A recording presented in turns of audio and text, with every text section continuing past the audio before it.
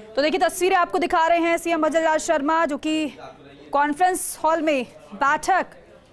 लेने वाले हैं। बैठक की शुरुआत आपसे थोड़ी देर में हो जाएगी। सीएस उषा शर्मा समेत तमाम अधिकारी इस बैठक में मौजूद हैं। क्या आगे का एक्शन प्लान रहेगा, क्या रोड मैप रहेगा, कैसे कार्य किया जाएगा, इसको लेकर इस बैठक में चर्चा होने वाली है विस्तार से। ये सबसे पहले तस्वीरें फर्स्ट इंडिया न्यूज़ पर आपको दिखा रहे हैं। सचिवालय कॉन्फ्रेंस हॉल की ये तस्वीरें, बैठक हो रही है। डॉक्टर ऋतुराज मेरे सहयोगी हमारे साथ फोन लाइन पर मौजूद है। डॉक्टर ऋतुराज, इस बैठक को लेकर जानकारी दीजिएगा, क्या शुरू हो चुकी है? जैसे ही सेशन समाप्त होने जा रहा है तो ये बैठक शुरू होने जा रही है। तमाम तरह के जो ब्यूरोक्रेट, जो आला अधिकारी हैं, वो बैठक में मौजूद है। सीएस उषा शर्मा हैं, अतिरिक्त मुख्य सचिव हैं, तमाम वो यहाँ पर मौजूद हैं। जो तमाम विभागों के प्रमुख सचिव हैं वो मौजूद हैं, जो सचिव हैं वो भी मौजूद हैं यहाँ पर। तो ये बैठक औपचारिक रूप से शुरू हो रही है और इसमें खासतौर पर अब क्योंकि भजन लाल शर्मा मुख्यमंत्री बनने के बाद ये पहली ब्यूरोक्रेसी के साथ संवाद है और संवाद में मुख्य तौर पर मूल मंत्र दिया जाएगा सरकार का कि सरकार किस मैंडेट पे काम करने जा रही है। सरकार जिस मैंडेट पे यहाँ पर काम करने जाएगी उसका यहाँ पर मूल मंत्र यहाँ पर दिया जाएगा और इसके बारे में जो है नौकरशाही को एक संदेश देने की यहाँ पर कोशिश की जाएगी कि नौकरशाही किस रूप में अब आगे चलकर यहाँ पर काम कोशिश की जाएगी कि नौकरशाही किस रूप में अब आगे चलकर यहाँ पर काम करें और तमाम तरह की जो बातें हैं वो यहाँ पर सामने आई। खास तौर पर जो भाजपा का जो घोषणा पत्र था, जो संकल्प पत्र जिसको कहते हैं, उस संकल्प पत्र के बारे में यहाँ पर ब्रीफिंग दी जा रही है कि संकल्प पत्र को किस रूप में लागू किया जाए। इसके साथ साथ जो पीएम मोदी की तमाम तरह की योजनाएं हैं उसको आम जनमानस में किस तरह से उसका असर बताया जाए। इस तमाम बातों को ये होमवर्क एक्चुअली नौकरशाही को यहाँ पर दिया जा रहा है और ये इसी मूल मंत्र पर किस तरह से काम कर रहे हैं जिससे कि सर्विस डिलीवरी बेहतर करके और नियमित जो मॉनिटरिंग करके इसको अमली जामा किस तरह से पहनाया जा सके ताकि एक बदली हुई सरकार का इम्पैक्ट और बदली हुई सरकार की सोच, बदली हुई सरकार की अवधारणा यहाँ पर सामने आ सकें। हमारे साथ हैं एसोसिएट एडिटर निर्मल तिवारी। इनका रुख करते हैं कि बताएं कि किस तरह का सोच या अवधारणा यहाँ पर, क्योंकि सरकार बदल गई है, अब नई तस्वीर सामने आएगी, ब्यूरोक्रेसी की भी नई तस्वीर सामने आएगी और सरकार बदल गई है तो शासन की भी नई तस्वीर सामने आएगी। तो किस रूप में यहाँ पर मूल मंत्र दिया जा रहा है? निश्चित तौर पर ऋतुराज, देखिए मुख्यमंत्री बनने के बाद भजन लाल जी पहली बार औपचारिक तौर पर, इसको इंट्रोडक्टरी बैठक भी कहा जा सकता है क्योंकि ये तय है कि इस बैठक के अंदर ये बताया जाएगा कि किस तरह की रीति नीति रहने वाली है। आज खुद भजन लाल जी अभी पहुंचे हैं यहाँ पर। उनके जो प्रमुख सचिव का जो अस्थायी कार्यभार जिनको दिया गया, टी रविकांत यहाँ पर हैं, CS हैं, आनंदी यहाँ पर मौजूद हैं, योगेश श्रीवास्तव, तमाम लोग यहाँ पर मौजूद हैं। और आज जितने भी अतिरिक्त मुख्य सचिव हैं, जितने भी प्रमुख सचिव हैं, जितने भी सचिव स्तर के अधिकारी, यानी नौकरशाही का जो पूरा चेहरा है वो यहाँ पर मौजूद है। अब इसमें बताने की कोशिश यही की जा रही है सबको कि ये अब चूंकि सूबे में सरकार बदल गई है, किस तरह की रीति नीति रहनी है। जिस तरह का आपने कहा कि सरकार की जितनी भी फ्लैगशिप योजनाएं चल रही हैं सूबे की, मतलब सरकार की बात करें तो वित्तीय सेहत किस तरह की है, आगे बजट आना है उसमें किस तरह से सब कुछ रहना है, प्रशासनिक जो फेरबदल होगा वो भी इस बैठक के अंदर तमाम उसका ताना बाना बुना जाएगा कि किस तरह से आगे किस तरह सरकार का स्वरूप होना है, किस तरह से नौकरशाही का स्वरूप होना है। तो निश्चित तौर पर कोशिश यही जा रही है कि प्रधानमंत्री नरेंद्र मोदी की जितनी भी तमाम उन्होंने गारंटी दी वो किस तरह से संकल्प पत्र को कैसे पूरा किया जाएगा। और आज भजन लाल खुद जो सीएम है वो ये बताने की कोशिश करेंगे कि मेरी कार्य करने की शैली ये है, अब आगे से इसी शैली के ऊपर राज्य के अंदर काम चलेगा। गुड गवर्नेंस को ध्यान में रखते हुए किस तरह से चीज़ों को आगे बढ़ाना है, किस तरह से तमाम योजनाओं का वित्त पोषण करना है, आर्थिक सेहत को कैसे सुधारना है और किस तरह से जो संकल्प पत्र की जो तमाम जो घोषणा है उनको अमली, क्योंकि साफ तौर पर कह दिया है भाजपा ने, मुख्यमंत्री ने उस दिन भी जब मुख्यमंत्री बनने के बाद औपचारिक एक बैठक ली थी कुछ वरिष्ठ अधिकारियों के साथ, उसमें भी ऋतुराज साफ तौर पर कहा था कि जो संकल्प पत्र है उसको अब सरकारी एक गवर्नमेंट दस्तावेज माना जाए और उसी के आधार पर तमाम चीजों को आगे बढ़ाया जाए। तो खास बात आपने कही, मालिकियत को सुधारने को लेकर क्या रोड मैप बनाया जा सकता है? क्या हम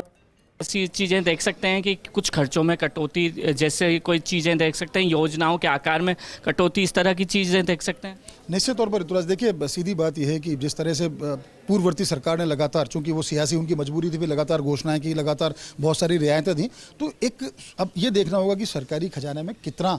इस समय हमारे पास जो सरकारी कोष है कितना है, योजनाएं कितनी हैं, उनका वित्त पोषण किस तरह से किया जाए,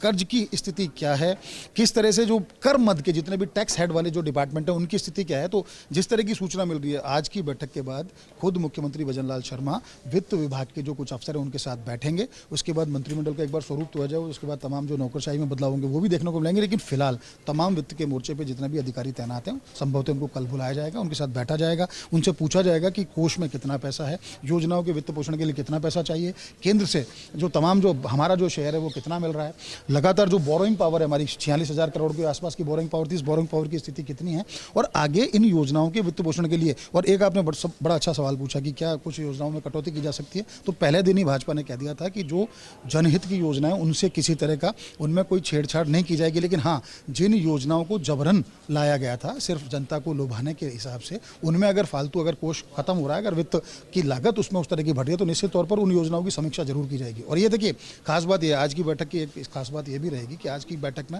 रीति नीति से अवगत कराया जाएगा। लेकिन अब आगे क्या होना है ऋतुराज की सरकार, पिछली सरकार के जो पिछले 6 महीने के जो जितने भी खासकर जो निर्णय थे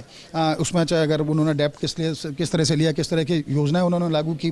किस तरह से टेंडर की जो प्रक्रियाएं थी, खरीद की जो प्रक्रियाएं थी, उनको तत्काल प्रभाव से फिलहाल तो स्थगित कर दिया गया। लेकिन उन सब 6 महीने के निर्णयों की समीक्षा होने के बाद ही राज का असली चेहरा सामने आएगा। कई संस्थाओं को जो जमीन आवंटित की है वो भी उस दायरे में रहेंगे, हो सकता है उसका उनका रिव्यू किया जाए। पिछले 6 महीने के जो फैसले थे, बड़े फैसले गहलोत सरकार के, तो उस दायरे में वो जमीन आवंटन जो रियायती दर पे किए गए, क्या वो भी उसमें आ सकता है जिस तरह से पहले की सरकारों का चलन रहा है? निश्चित तौर पर ऋतुराज देखिए, जो दागदार चेहरे थे पिछली सरकार के दौरान उन सबको तो निश्चित तौर पर उन दागों को तो मिटाना ही होगा। आरपीएससी एक फोकस रहने वाला है कि आरपीएससी का स्वरूप किस तरह से हो। भर्तियां जो थी की गई थी, उन भर्तियों के अंदर जितने भी जिस तरह से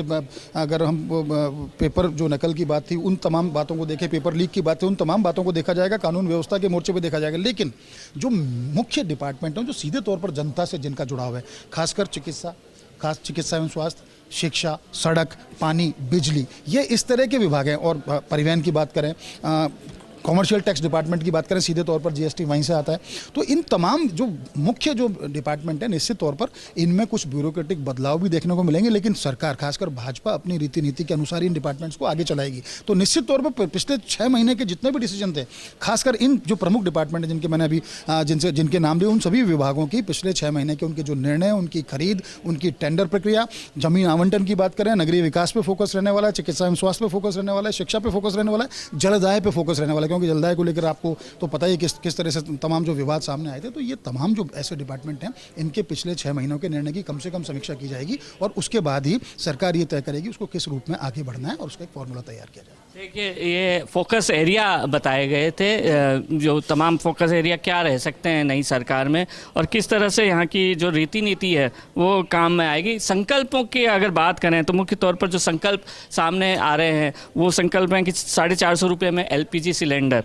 पेपर लीक और घोटाले की जा चुकी SIT को ये जांच दे दी गई है, SIT का गठन कर दिया गया है। किसानों एक बात ये भी है, क्योंकि सरकार की तरफ से जो वादे किए गए, हाल ही में मुख्यमंत्री ने भी तमाम बातों का जिक्र किया, जैसे कि भ्रष्टाचार बिल्कुल भी बर्दाश्त नहीं होगा, पेपर लीक पर जिस तरीके से कार्रवाई की जाएगी, SIT का गठन कर दिया गया है, अपराधियों की धरपकड़ के लिए, गैंगस्टर्स का खात्मा करने के लिए बाकायदा एक टास्क फोर्स बना दिया गया है, इस तरीके से जिम्मेदारी दे दी गई। लेकिन डिलीवर ज्यादा से ज्यादा और जल्दी करना है, इसके लिए प्राथमिकता ये रहेगी कि जो प्रमुख तौर से वादे किए गए उन पर सबसे पहले अमल किया जाए।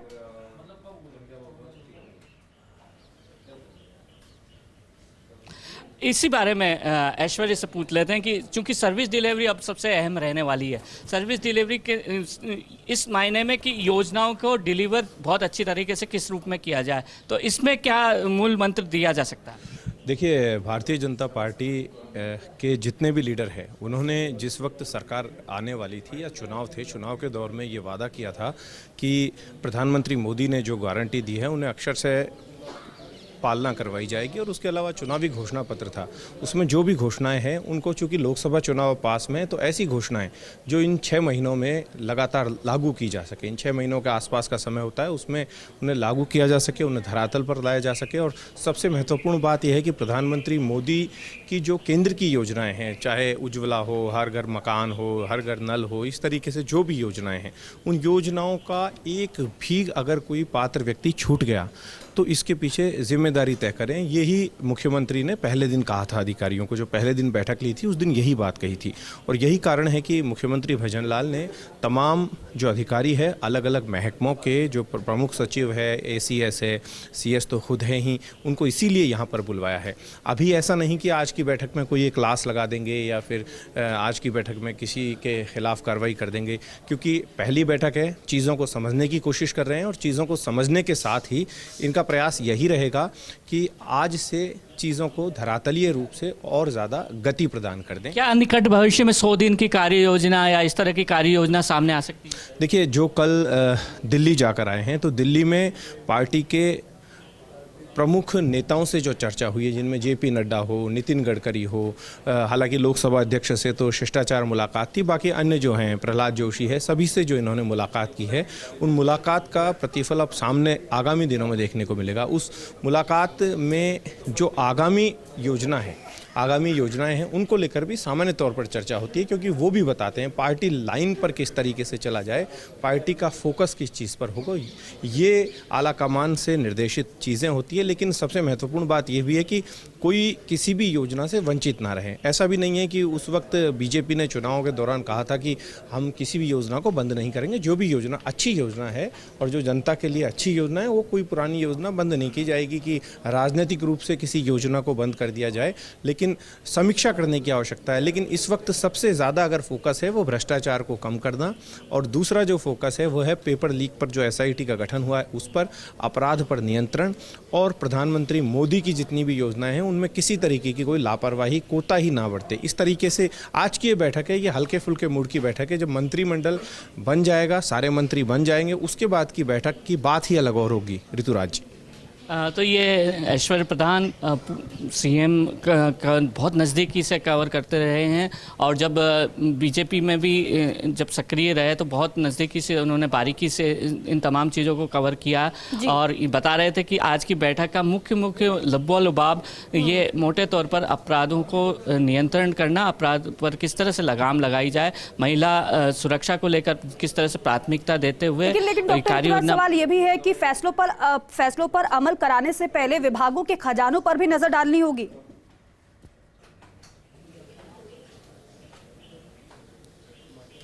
बिल्कुल, खजाने पर नज़र डालनी होगी, और खजाने की जो माली हालत है वो देखकर, और फिर चूंकि BFC की मीटिंग शुरू हो चुकी है, बजट निकट भविष्य में फरवरी मार्च में आने वाला है, फरवरी मार्च में आ सकता है, और इसी कारण से BFC की बैठकें शुरू हो गई हैं। एक एक विभागों से सारे आकलन लिया जा रहा है कि कितना पैसा उनके पास है और कितना उन्होंने खर्च किया, ये तमाम चीज़ें उनको बतानी है, और उनकी उसके हिसाब से फिर प्राथमिकता तय होगी कि नई सरकार में किस योजना पे कितने प्राथमिकता से काम किया जाए, और उस योजना के लिए जो बिल्कुल डॉक्टर ऋतुराज, क्योंकि फैसलों पर अमल भी करना है, डिलीवर भी ज्यादा से ज्यादा करना है, और लोगों को योजना से लाभान्वित भी करना है, और इसलिए एक्शन प्लान, रोड मैप भी तैयार किया जा रहा है सरकार की तरफ से। ये बैठक बेहद महत्वपूर्ण है। खत्म होगी तो फिर एक बार फिर से आपका रुख करेंगे और जानेंगे कि इस बैठक में आखिर क्या कुछ रहा है। फिलहाल के लिए बहुत शुक्रिया।